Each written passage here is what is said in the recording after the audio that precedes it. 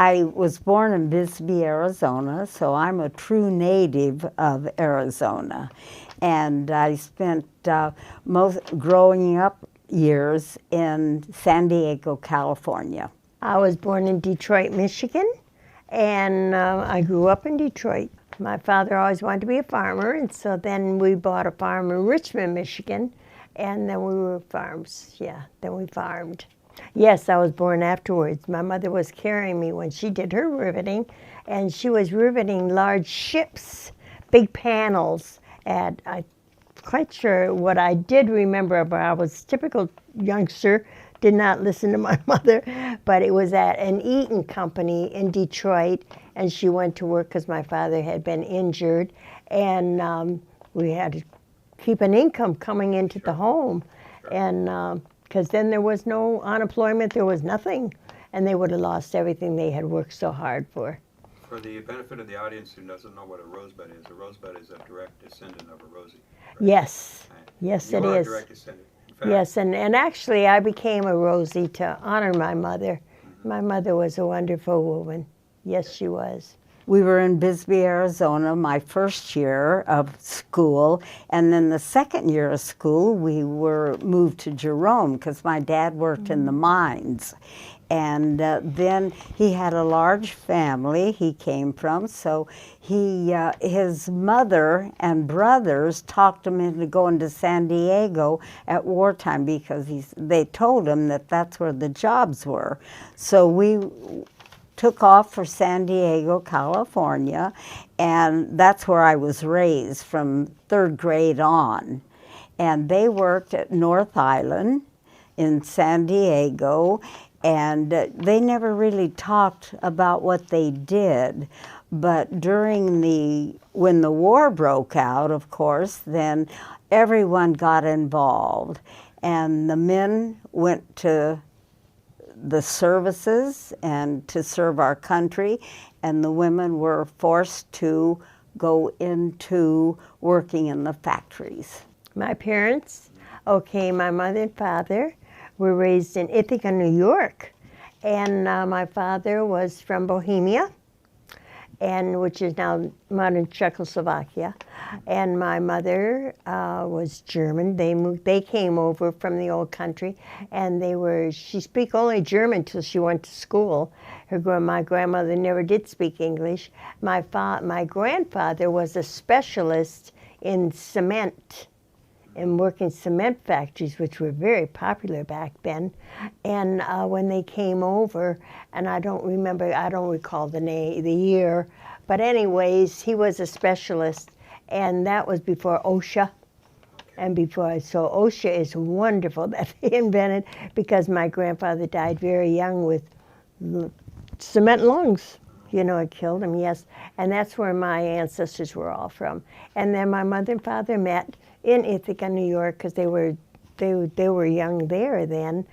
Somehow my family, migrated there. My father was older than my mother. My mother was only 15 at that time, and my father was 21, but that was the girl for him. And so he paid for everything, for the wedding and everything. And my father was 6'4", and my mother was 5 foot. oh boy. So they called him Mutt and Jeff. So, And then when they got married, it was during the Depression. And so they heard Detroit, with the automobiles and everything.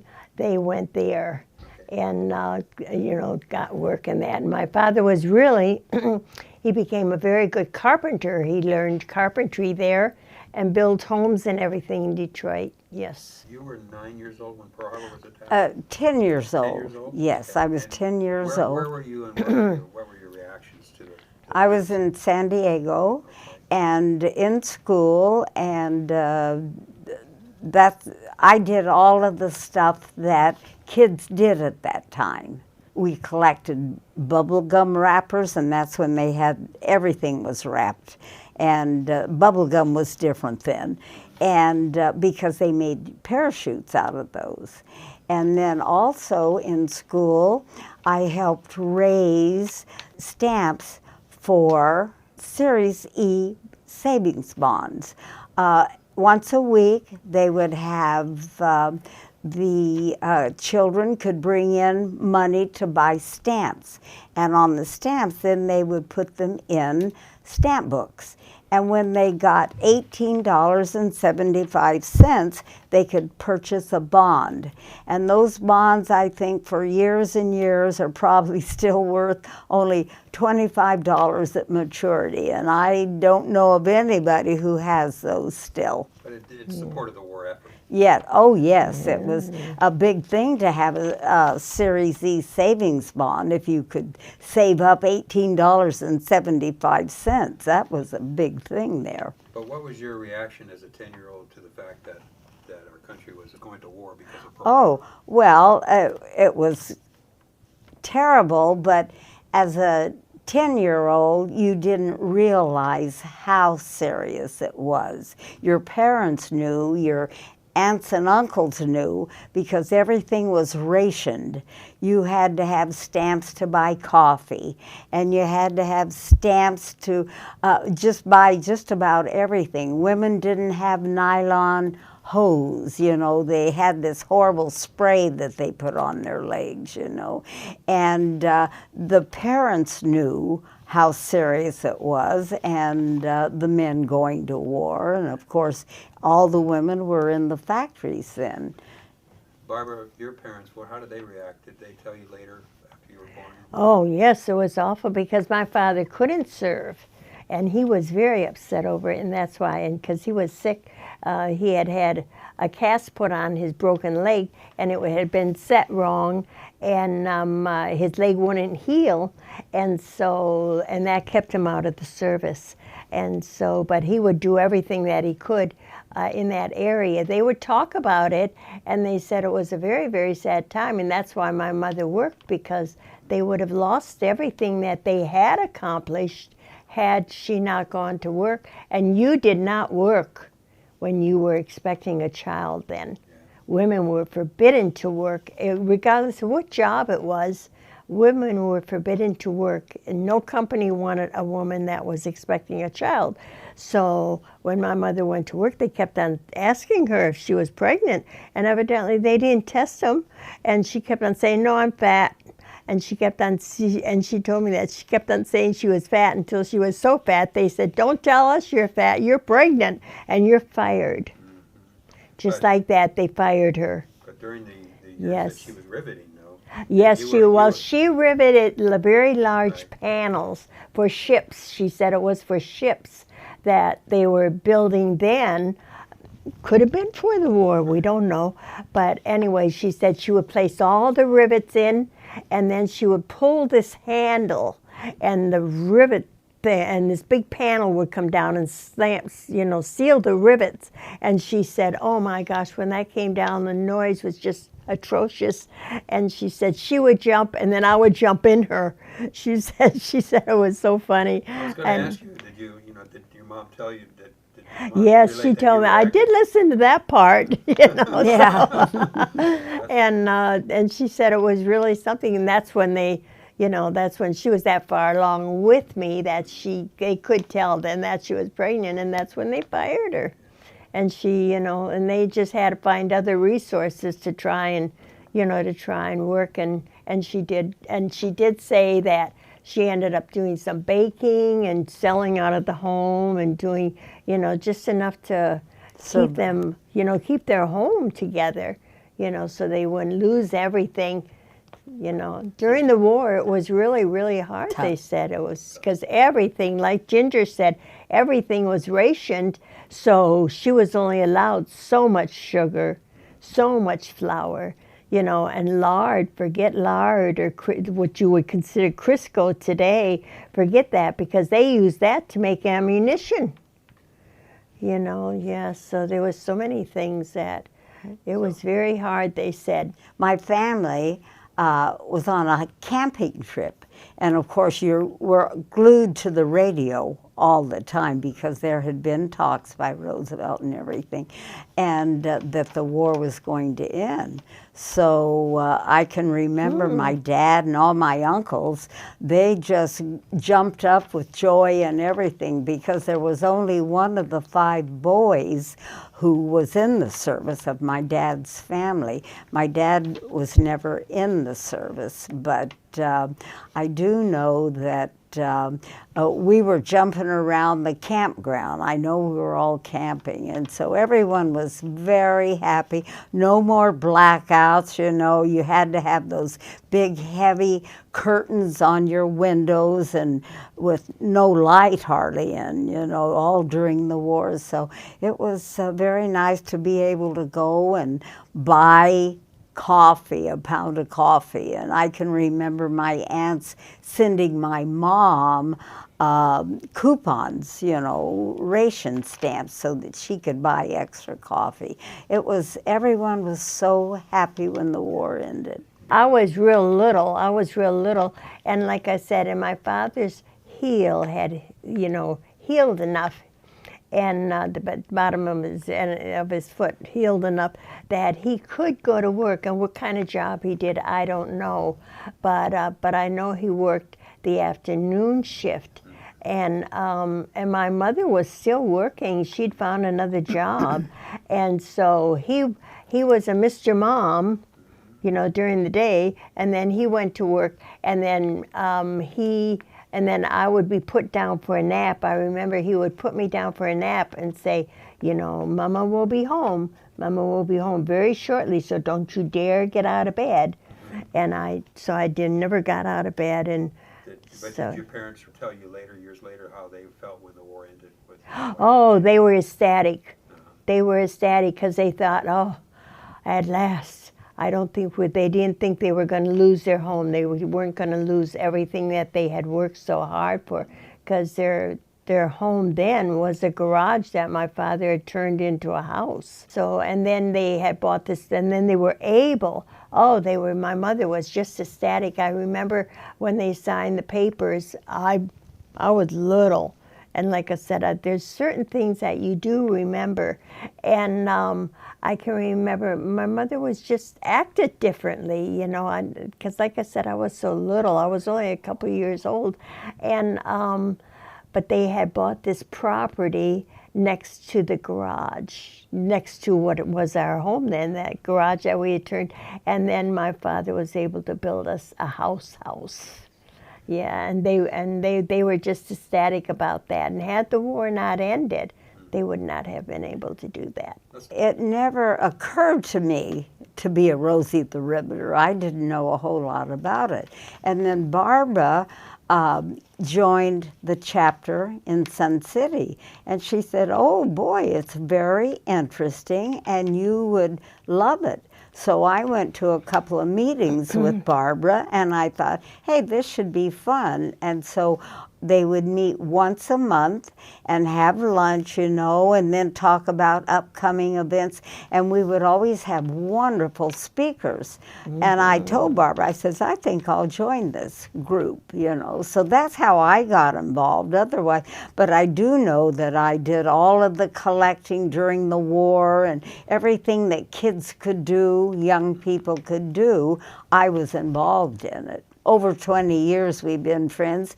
We met at Sun City tap class, and we just kind of gravitated together. We're very much alike, but very different, if that makes sense. Well, We did not expect anything like we had. On the plane, we had one attendant who just loved the Rosies. And he did everything to promote us on the airplane.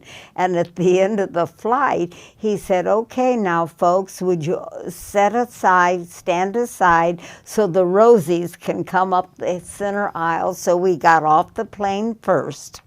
And then we went up the ramp, and then all of the Rosie supporters were there cheering us on, and it was just unbelievable. We were overwhelmed. I was, anyway. How about you, Barbara? Oh, I was overwhelmed. I was stunned. I was absolutely stunned, you know, and everything is just Southwest. And, you know, so now we realize just how much they did for us. as a Rosie, so that we could get here to celebrate the birthday, to celebrate our birthday, yes. They were fantastic. The flight was fantastic. Everything. It was fabulous, long. yes. It was a long ride, but It was a long trip, and we were always checking our watches. Is that all the time it is? Yes, yeah. you've been to Hawaii before previously, right? Yes. Yeah, like your late husband was a Marine aviator, right? Yes. And he Yes. served in Korea and Vietnam. He served in Korea and Vietnam. Now, he was in high school, he and his brother, and they were reserves, and they were in the reserves because their dad was a career Marine. And so he talked him into joining the reserves. So the day after graduation, they both took off for Korea. And of course, he was not he wasn't an aviator at that time. He was a grunt, as they called it. And he said he was so cold in Korea. He said, "I'm never going to be a ground officer." He said, "I was so cold. I've never been so cold."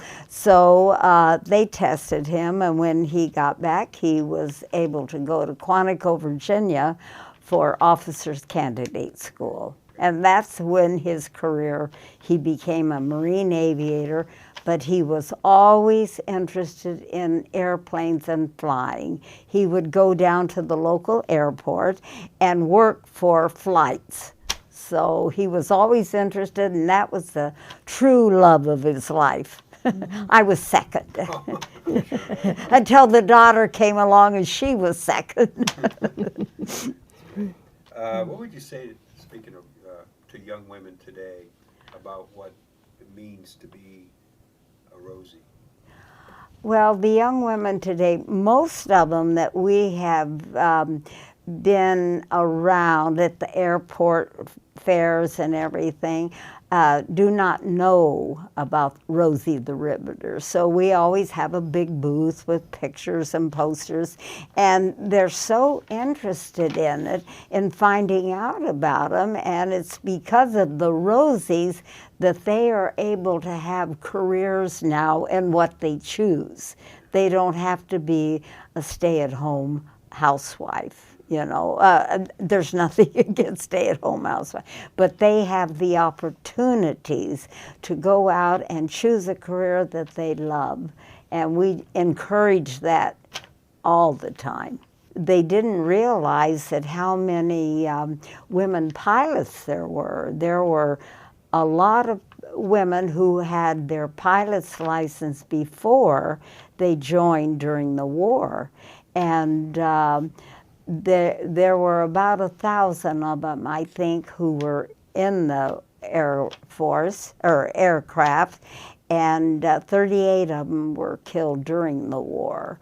But they used to do cargo. They used to take cargoes back and forth and everything.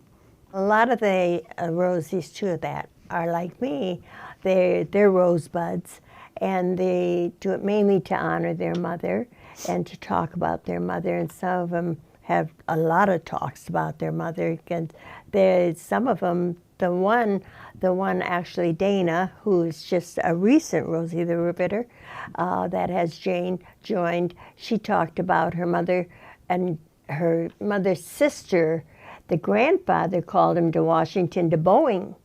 The big Boeing plant needed, riveters. And so he said, if you come here, you can get, you can earn some money, 63 cents an hour.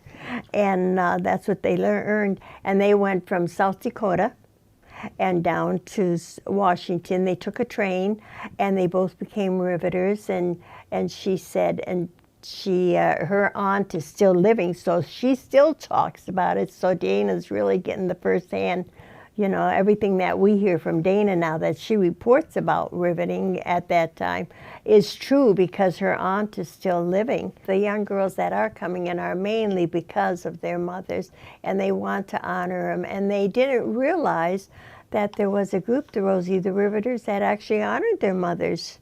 You know, they said, because they know what their mothers went through. Some of them are much older than I am, even, or I'm not young. But they said they know how their mothers suffered to be a riveter and how hard it was. And they worked 7 days a week. They didn't, you know, there was no days off. And they would get maybe double time on Sunday, you know, or get paid double. So they would always work on Sunday. And their father took care of them because they would get more money then. You know, when they were riveting, when the mothers were riveting. And so, like I said, so that's what they're interested in.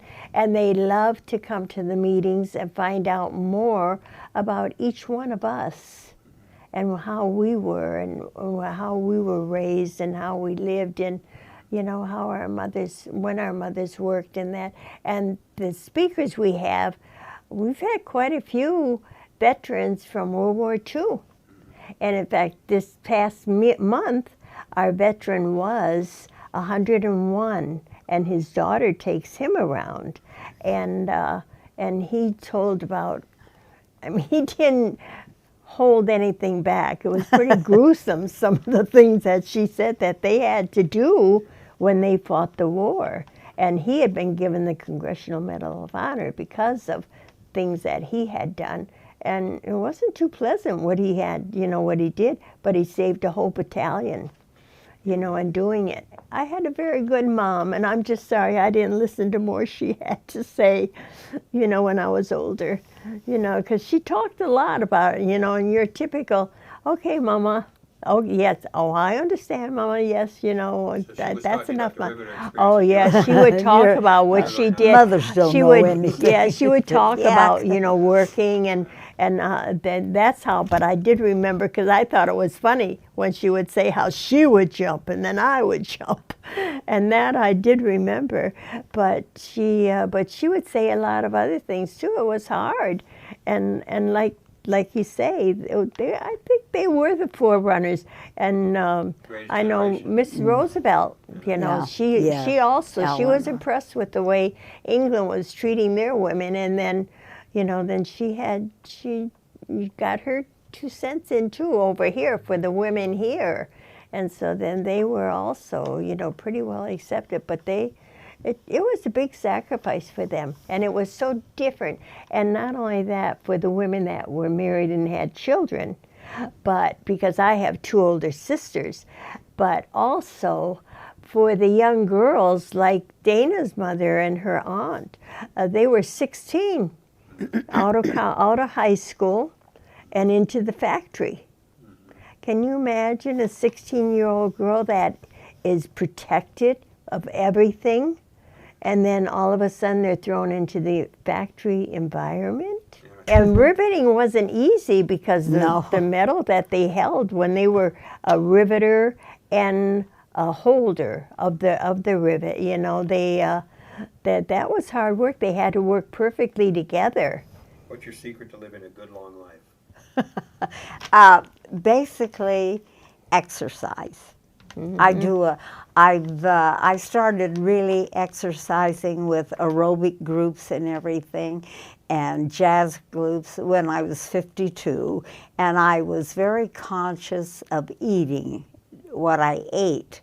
And so then when I retired, I moved to Arizona and got into all the things I love, like dancing and all of that. So just activity, really. Me too. I love to exercise. Well, when you're raised on a farm, you work hard, and so you're very active. And then I wanted to dance all my life, and my mother wouldn't allow it. So when I moved to Sun City, we moved in there on a Friday, and Monday I was in tap class. And so I would say the tapping and the exercise, and I would go to the gym. And I have to agree with Ginger. I think it's important what we eat too. We should be careful about what we eat. And like I said, sweets are fine and they're wonderful for people that have a sweet tooth. But sugar is very bad for you. I will say that. Sugar is not a good thing for you. And I would say yes, yeah. We eat lots of sugar. I eat lots of sugar. She doesn't. And so, like I said, I think it's with your eating, being conscious of what you eat, and being careful and exercising. And especially walking, it's so easy. You know, it's so simple to walk, yes. My main thing, of course, is exercise, walking. That is the best thing. And ladies, don't be afraid to go out and do what you want to do. And that's the great thing about this time of your life, is that you can choose something that you've never done before. I never danced, I never exercised, and then you always in the back of your mind, you've always wanted to do this stuff. So do it while you can. Don't wait for the golden years and say, well, when I retire, I'm going to do this, because a lot of us don't make the age of retirement. So that's what you have. You have to go out and do it. How about you? I do too. I agree with Ginger on all of that, and I also think that I think what is wonderful right now that I see doing is the kindness programs and being kind to one another and to help each other. I think helping and like I said, I think also doing the Lord's work. You know, I think Jesus was a great example to follow, and he helped everyone. He didn't care, you know, what they were, who they were, and I think that's what we should do too. And I think it's important, and especially for the poor people now that are left on the street, that have no recourses, and that's what I think is important, to do kindness. Yes, to do kindness. What do we say? We can Right do it. side. We can do it. We and can we do are it. doing it. We are doing it, and so are a lot of other people. Thank heavens. Thank you yes. very much.